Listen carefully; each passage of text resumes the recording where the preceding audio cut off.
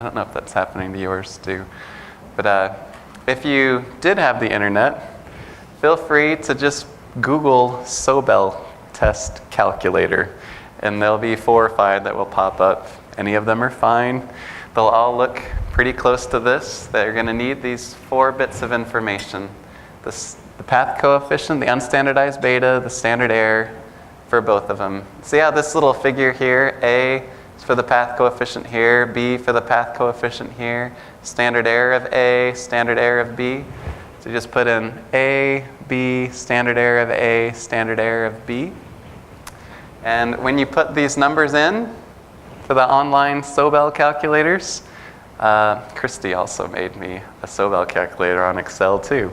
You know what the formula is? You can do anything in Excel. I should probably learn how to do it instead of relying off of grad students that leave me every time they graduate.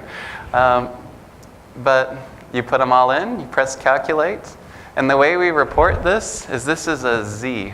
We would write Z equals, so maybe in a sentence, we would write the indirect effect from anxiety prior to first date to perceived order through the mediator of volume of sweat produced was a significant indirect effect. And in parentheses, we would write lowercase z in italics equals this 2.23, p less than 0.05.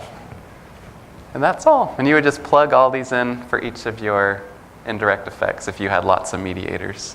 What the Sobel test can't do is if you have 4 or 5 stepping stones of this to this to this to this, the Sobel test can only do 1 mediator at a time. So that's, and how many people about do we need for a Sobel test? 500. Yeah, 500.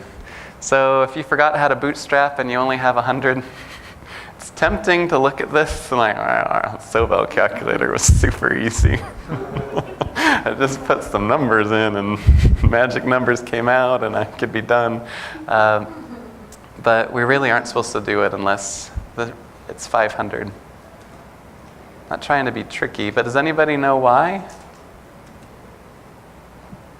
Some arbitrary rule a bunch of old white men came up with 100 years ago. It's the reason is this indirect effect. We need to be able to have a normal distribution of the indirect effects with our sample. And if we don't have at least 500 people, so let's say I gathered this fun data from each of you in this room, and you are all going on a first date tonight. Well, I don't want to set up weird hypotheticals for all the married people.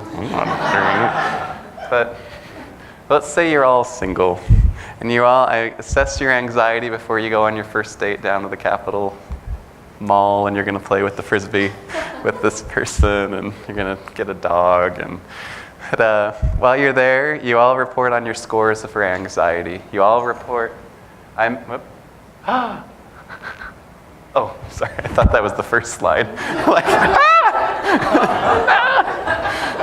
Sorry, and then I measure all of your sweat in some really awkward way that I am measuring sweat on your body. And then we have the middle schoolers, the tens of thousands of middle schoolers all around that area are doing our sniff test. 3 of them score each person on a scale of 1 to 10. But if I did that for each of you, if we do that for D, D has her own indirect effect, right? For just D, from here to here and from here to here. But then if we go around, Zenova has got hers as well. We need to have at least 500-ish to be able to have a normal distribution of these indirect effects from in our sample. If we only had 50 of them, it can't be normal enough. You know, our stats assumptions about it being normal, it doesn't look normal enough unless we get closer to 500. It looks more bumpy or skewed or screwy. So it only works with a really big sample. All right. Last night, I was looking at it. These are the most complicated slides. So we have 7 of them. And I was thinking about some cool object lesson I should do instead of these, and I didn't think of a good one. Been imagining possibles with like a deck of cards or a bowl full of balls, different colors, and I can't think of any that are actually useful other than it would be fun to do something other than the slides. But can't think of a super easy way. So let me say it just as easy as I can before we get to the slides. And then I might just put some mental effort and stay with me for 7 slides, and then it'll be done with the hard part. So do you remember from a long time ago, somewhere in a math class, that you talked about probability? That if we did have when you're at the driving range with golf balls, if they were all a bunch of different color balls, right? We can look at the probability of pulling out this ball compared to that ball. And the probability is different sampling with replacement or sampling without replacement, right? That the probability can change. What we're doing with bootstrapping is imagine that we run our model, our predictor to our mediator to our outcome, and that we run that with our whole sample one time. And that's what we would normally get on our output, right? But let's say we run it a second time, but the second time, a bootstrap, the second time we do it, instead of using the whole sample to run it, we're using a resample of them to get up to the same number of our sample size. So instead of using just everybody once, we're pulling out random people. So each time we resample, it's a little bit different. So maybe if this room is our sample, that I grab D's data, and I grab Jennifer's data, and maybe it's a really odd resampling, and I do get their data like 3 or 4 more times going around, and I never get your data at all. I just do them a few times, but then I resample again, and the next time it ends up with a few of you, and not you, but it's kind of I'm resampling and getting different people from our sample every time, getting up to our sample size. But I'm resampling over and over and over again. And to me, what makes sense in my own mind is resampling like twice, or 5 times, or 10 times. What we do when we bootstrap is we're resampling thousands of times, normally at least 2,000 times. So we're resampling from our sample 2,000 times. So we're getting, in a way, 2,000 different samples from our actual sample. And it's running our model not just one time with the one sample, but it's running the whole model 2,000 times from all those 2,000 different samples. And so we get a range of scores. Some are low, some are high, and some are in the middle. And with this range of scores we get of like all the possibilities that could have come from sampling within this data set, we get our output averaged from those 2,000, but we also get a confidence interval, a 99, 95, 90% confidence interval with this distribution of scores. I want you to imagine, and now this is going into one of the slides if you in, but imagine that we resampled 1,000 times, because 1,000 is easier math than anything else. So we've got 1,000 resamples that we've bootstrapped it and resampled 1,000 times.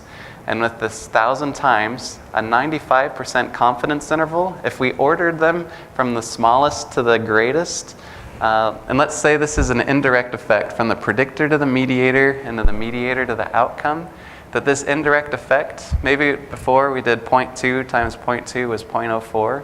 Let's say 0.04 is what it was, but that maybe it ranged from 0.01 to 0.08 was the whole possible range, and then we order all 1,000 of them from 0.01 to 0.08. If that 95% confidence interval from the bottom 25 to the top 976 to 1,000, if in that main range of our 1,000 resamples that we rerun it from, if 0 is not included in the confidence interval, that means we think that it's a significant effect. This is from Stats 101 too. Anytime we have a confidence interval, if 0 is in our confidence interval, we're not confident that it's something other than 0, and so we say it might not be significant. In a perfect world, in some future day stats, we're only going to report effect sizes and confidence intervals, because that makes far more sense than is it significant or not. In real life, it's not dichotomous for everything. Is it yes or no, it is and it isn't? It's to what extent, it's to what degree, and that's our effect size. And then our confidence interval is how confident are we that that effect size is pretty close to what it is. Just like on political things when they say 97% of people are unhappy with Donald Trump.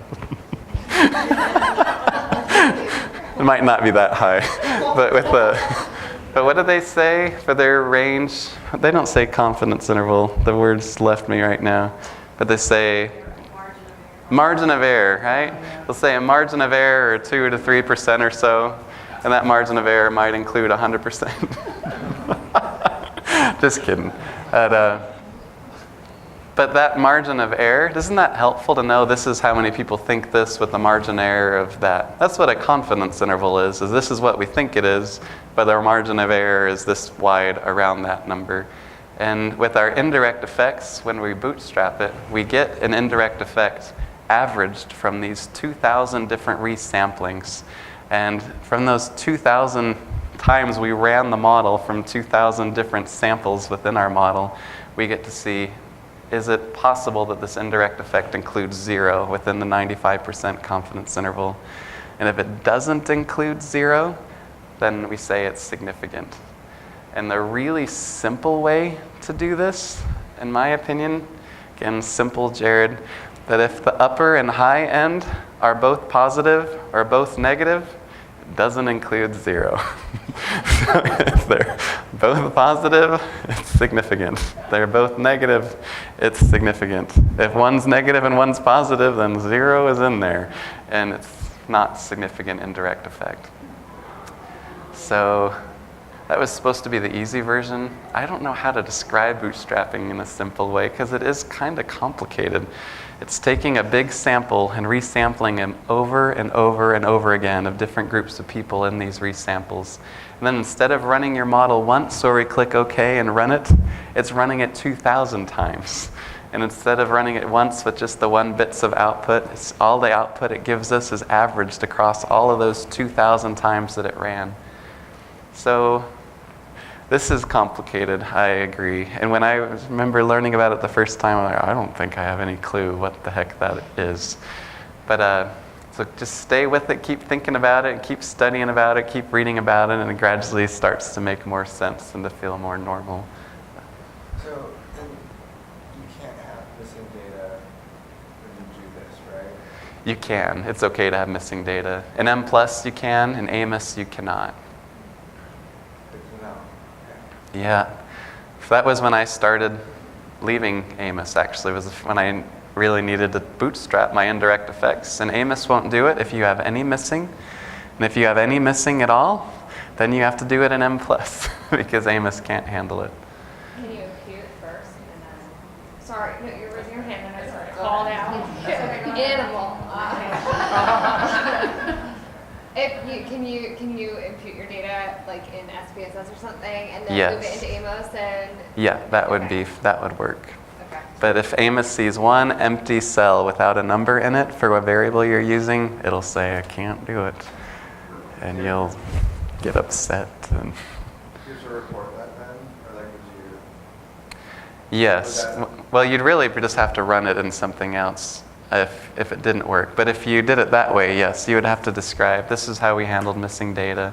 We use multiple imputation would be the best way to do that. We use multiple imputation does the same thing. We're supposed to create at least 20 data sets now, but it uses the best estimates to create 20 new data sets where it fills in the blanks, and then it averages those 20 together to get each person's score. Yeah, I didn't realize that. Multiple imputation and bootstrapping are kind of similar, that it's making a bunch more best guesses and then averaging them together to, yeah. Good, thank you. Why do you think it might be helpful to go ahead. I just have a question about the big sample. So what would be too small of a sample size to bootstrap? You could bootstrap with just about anything. So if you have 50, you can bootstrap it. 100, you can bootstrap it. That's one of the biggest perks of bootstrapping, is that it can be done in really small samples where the Sobel can't. So it can be done in small samples. Bootstrapping can test indirect effects from A to B to C to D to E to F, which is kind of nice to test the whole thing at once. If you have 30 different mediators, bootstrapping can test all of them at the same time, at the same run. Yeah. You know what? In the future, I believe somebody is going to say, we should bootstrap everything. there's a lot of weird oddities that happen in stats, and you wonder, how did it get that way? That we feel like it's really important to bootstrap indirect effects. In JMFT, if you try to publish something without bootstrapping an indirect effect, at least 2 of your 3 reviewers are going to say, no, you got to bootstrap that. You can't. So just do it the first time. But if you, and we think it matters a lot for an indirect effect, but it matters just as much for direct effects. It's sort of a weird, screwy thing of why did we decide. Chris Preacher actually was a doc student at University of Kansas in psychology, not that long ago actually, when this 2008 paper was coming out. But he was just a regular doc student, and he learned about bootstrapping, and he said, maybe we could use bootstrapping to test indirect effects, and started writing papers on it, and started doing simulation studies comparing testing the Barron and Kenny, the Prodklin method, the Sobel test. What's really cool is there's David McKinnon is a mediation expert, and he developed something called the Prodklin method that was a lot better than the Sobel test. But when he did his own study to test the Prodklin method versus bootstrapping, he found that bootstrapping was better. And this was while I was in my doc program. And then he took down all of his Prodklin stuff on the internet, his Prodklin calculator from the internet, because his little way to use that, because he's like, it's not as good as bootstrapping. I remember getting so much respect for this person that I don't even know, like, wow, if I was making money off of something, every time people clicked it, I don't know, might want to leave it up, even if I knew it wasn't as good. But no, he took it down because it wasn't as good as bootstrapping. But bootstrapping is the most accurate and most versatile tool we have to test mediation. And honestly, it's just, you're going to get beat up by reviewers if you don't. So just know that it's important from the get-go, and we can do whatever we want in our own programs or at conference presentations. Nobody cares there. But when you're trying to get it in your dissertations even probably, but when you're trying to publish it in a decent journal, you have to, use the better methods. So if you could test it in structural equation modeling, to have all your models in there in the same model, tested at once, and then use bootstrapping to test all your indirect effects, and then report on those bootstrapped indirect effects. It'll make this a lot easier for us to publish. So please do. It's actually in our field, I feel like we disproportionately get upset about some things compared to others. And one of them is missing data we flip out about, and it's family studies too. You're like, how'd you handle missing data? Did you use like the best? And if we didn't use multiple imputation or full information maximum likelihood, it's the same. People get triggered and flip out. But it usually doesn't really change it hardly at all from the different methods. But anyway, they are better, but you get people really excited. What value do you see added to bootstrapping a model compared to just testing it once, to test it with a lot of resamples? It's like we're doing the same study twice. Yeah, or 2,000 times. Yeah. Almost, yeah. So it's kind of a form of replication, sort of, because it's the same people, but we're replicating with the same people. Yeah. Good. And just as a sidebar, if you have a giant data set of a couple thousand or more, you can randomly split your sample in half. Brian did this for one of his papers. I don't know if it's published now or not. But he had 50,000 or something in this Air Force data. But he split it in half, and he ran it with half of the sample, and then he replicated it with the other half. And if you find the same pattern of results, similar effect sizes, it increases confidence of, this might be a thing. But yeah, it's a form of odd replication. Not as good as a whole different group of people, but sort of. What do you think happens if you get an odd sample? Like a peculiar, weird one, where they are not super representative of the actual population, but that maybe you've got 15% or so of your sample has really unusual, weird, wacky scores. If you bootstrap it, it can actually amplify that and make it look like it's even more common than it is, because it might be resampling from those people a lot in some of those resamples and to make it look like it's a bigger thing than it really is. So bootstrapping works best if it's a fairly representative of the actual population. But if we get wacky scores, it might amplify the wacky to look further off than it is. And then you will publish it and think that's normal, but it might have just been,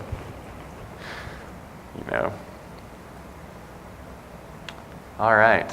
That makes, go ahead. Well, I was just thinking, is there a way to test then, significance between running the model without bootstrapping versus running it with bootstrapping? Yes. Did you test that? Yeah. To see if that was significant? Yeah, it's usually not dramatically different, but you can run it in SEM with just the one time, and then you can bootstrap it and you can compare your results with the confidence intervals around your direct effects and your indirect effects.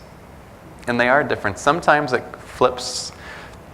There's been a handful of times I'll have a significant indirect effect, but when I bootstrap it, it's not there anymore, or vice versa, that it wasn't significant before and you bootstrap it and now it is once it's resampled a lot. It's interesting, huh? Question about reviewing, are all reviewers as knowledgeable as you are in all these areas? Or do people publish that have incorrect, poor writing and poor testing? That's a good question. Well, this will be the most mean thing I've said so far today. But no, I tell our doc students a lot that you know more about what you're doing than any of your reviewers did. So we need to help our reviewers understand what we did. You know what's really annoying about this process is, there's a lot that do, but there's a whole lot that don't too. And sometimes they're very clear and transparent and say, I don't know how to do this structural equation or growth modeling or mixture modeling thing. I don't know. So I won't comment on that part, but I will comment on these parts. And I appreciate it when they do that. But when they don't know you need to know this just when you're going into your dissertation proposals and your dissertation defenses. But sometimes you know more than your professors do about certain things. You're starting to grow a lot in your areas, your niche areas. All of my doc students have known, John knows so much about mindfulness. He is like a mindfulness guru. I know little bits, and it's almost all from what John taught me. But you know a lot about your areas now. But when you can trigger your faculty when you are doing something that they don't know how to do, and there is a subset of people that makes them angry. I have my own theories about why, and I don't know necessarily if it's true, but I think sometimes our whole identity is wrapped up in I'm a smart MFT professor person, and if we do something that challenges that fragile, small identity piece of us of, oh crap, maybe I don't know, it makes some people mad, and it makes them lash out a bit. I've seen it happen on committees, and where people aren't totally clear on what's going on. They assume that you don't know either, and you're making it up and you're doing it wrong, but they don't fully have a good grasp of it either. So it is kind of a weird situation you can get put into as a doc student. So I'm sorry. It is, your power changes when you become the professor. It is a little awkward for a while when you're like, I've told a few faculty, really smart, bright people when I was a doc student without saying names, because most of you know some of them, but no, sometimes people would say things incorrectly in class, and I wouldn't do it in class, to be perfectly clear. I would talk to that person after class and say, oh, by the way, we actually can do that now. The way we do it is this. And normally, if you do it privately, I think they're good with it. It's just when you do it publicly, which I've seen happen as well, you get little wars happening and super mean things being said. So you have to be super political. But yeah, no, I hate it. When I get reviewered. So we have a paper published in JMFT now, but it was initially submitted to Family Process. And the reviewer said, I have over 200 publications. I'm one of the most well-known people in the whole MFT field. And essentially for a whole paragraph saying, I'm a genius better than everybody else. And then after they said all of that, it was really mean and harsh about, why are you doing structural equation modeling? What are you trying to prove by this? This was, and they were really, really mad that we used structural equation modeling instead of a lot of regressions. And it was very confusing to me of well, it's kind of better to do it all at once than to do a lot of. But when they're that mean, it has an effect on the editor. And the editor's like, oh, it must be terrible because this wise reviewer person thinks it's awful. But no, we had a couple different outcomes. We were looking at quality supervision and self-care. But if you have more than two, it has to be in a structural equation model. And so we put it in a structural equation model. They didn't like it. No, it's so frustrating. It drives me crazy, actually. Really, what was it? Then as a researcher, do you just wait till that person is no longer reviewing? Like there's a new editor, new review committee, and resubmit to the same? Or do you just move on to somebody into the newsroom or a different department? Well, we're off a little bit, but this is super relevant because when you do this, you're going to get reviewers like that sometimes, and you have to know how to deal with it. I spend about an hour in my SEM class. We talk about how to deal with reviewers. But when you get your reviews, it's normally like 5 or 6 single-space pages from reviewer 1, 2, and 3, and the editor had a handful of comments. So you quote everything they said. Some people, you just summarize it, but I still quote it. You quote what their concern was, and then you write your response under it. And in JMFT, you're supposed to, you bold their concern, and you write yours not in bold. But when you write your response, I just had 4 papers accepted in the last 2 weeks. 4. It's like a personal record. I've never had 4 in 2 weeks. 2 of them were in 2 days. Like, this is great. When you have your papers out and the revise and resubmits out, and you want to like, any day now we're going to hear back. But all of those 4, I'm pretty certain we got a lot of grief. All of them were more fancier stat sorts of things. And we got grief from at least one, and the one with Chelsea, Spencer.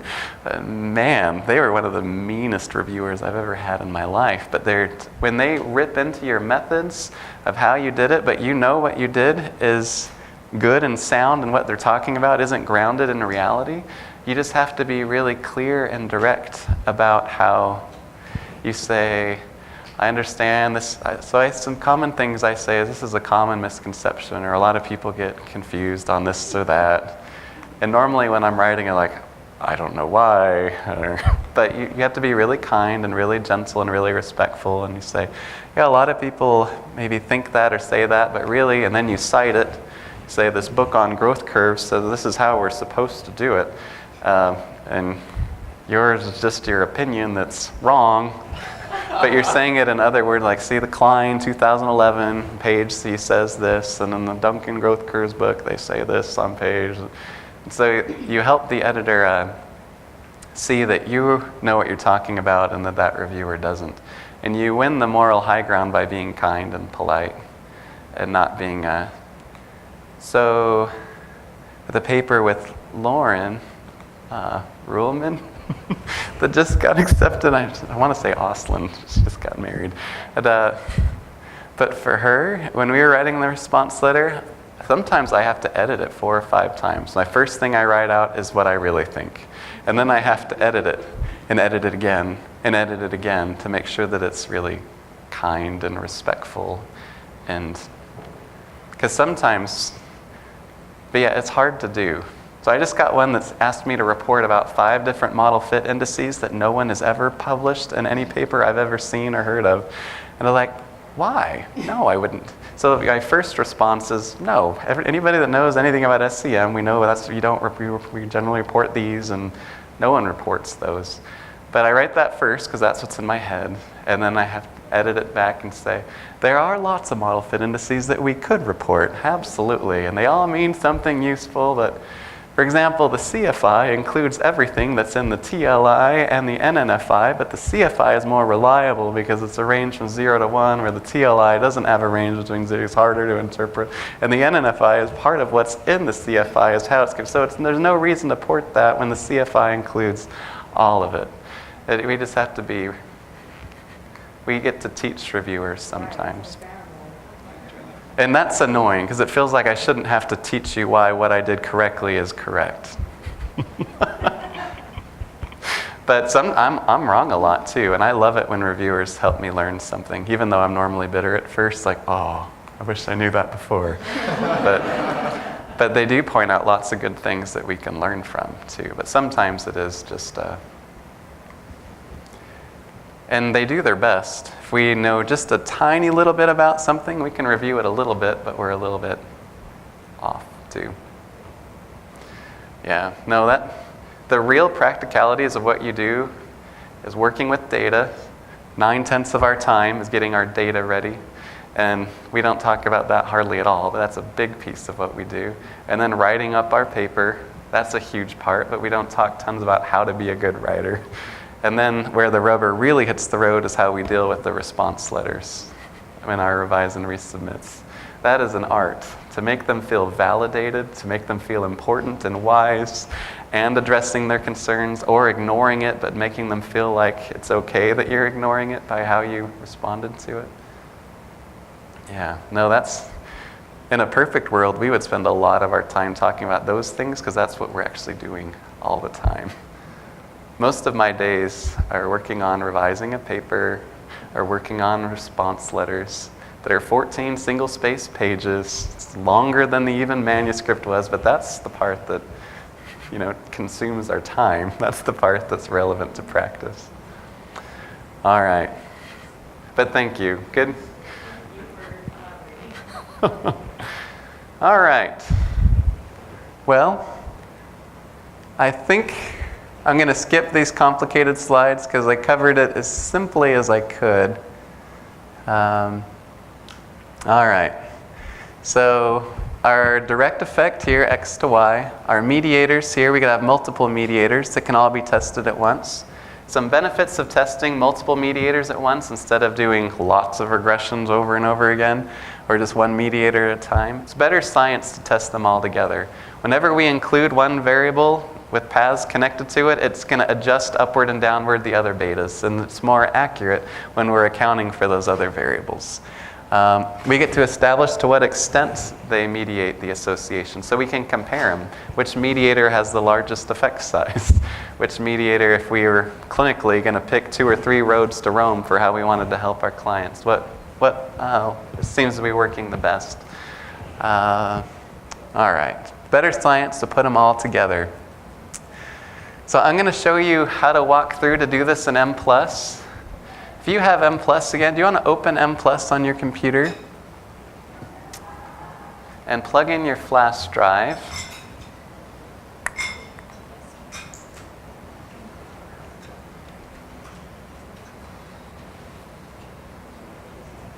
All right, this part is going to go really fast because we're not actually doing the clicking. I'm just going to show you what to click. And this is more notes for you to use later on. All right. You don't have to do anything right now, but if you can open up M+ and put your flash drive in. So when you open M+, it's a blank page. You click this, the red little square around it, to open up a new page.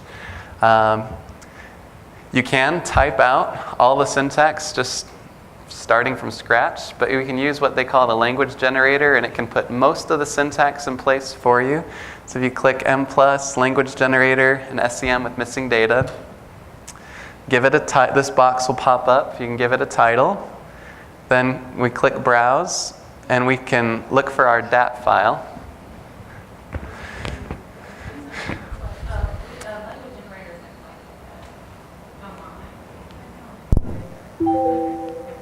Is that there?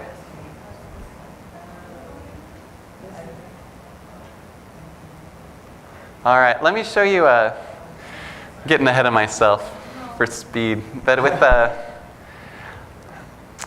Amos and SPSS are owned by the same people. IBM owns both of them. And so Amos and SPSS work together. If your data is in SPSS, you can run it in Amos and you don't have to do anything special. M+ is owned by its separate thing that doesn't play nicely with SPSS. So we can't use SPSS data in M+. We have to first put it in a DAT file. And a DAT file is just a blank white page with a bunch of numbers separated by tabs. And something interesting, if you have missing data in your data file, where there's an SPSS file and there's no number there, so everybody watch my fingers, I don't know how else to explain it, but if we have a data file here where it's Kayla's score on her relationship quality variable, but it's blank, there's nothing here, it moves the number that was to the side of it into that spot. Does that make sense? So instead of leaving it blank as missing, it moves a different score there that was from a whole other variable. And in some cases, might have been from a whole other person. That's a serious problem, right? I learned this by trial and error as a doc student, but I'm happy to tell you about my missteps. So instead, we can't leave it blank. So what we have to do is we recode all of our system missing into an arbitrary score that does not exist as an actual score in our data set. So I always use -99. None of my data sets have -99 as a real score that means anything. So I recode all of my system missing into -99s. And then I save that data file as a DAT file. I'm scared to leave it. I don't want it to break again.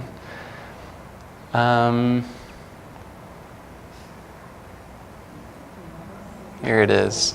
All right, so this is from a lab handout our students do, but this shows you kind of, and I can email this to you, but these are the steps of recoding our variables. Huh. Yeah, I'm sure it is. You know what? We'll just ignore that for now. I'll just walk you through it. I don't know what to. And I'll email that to you. Oh no, this is gone now too.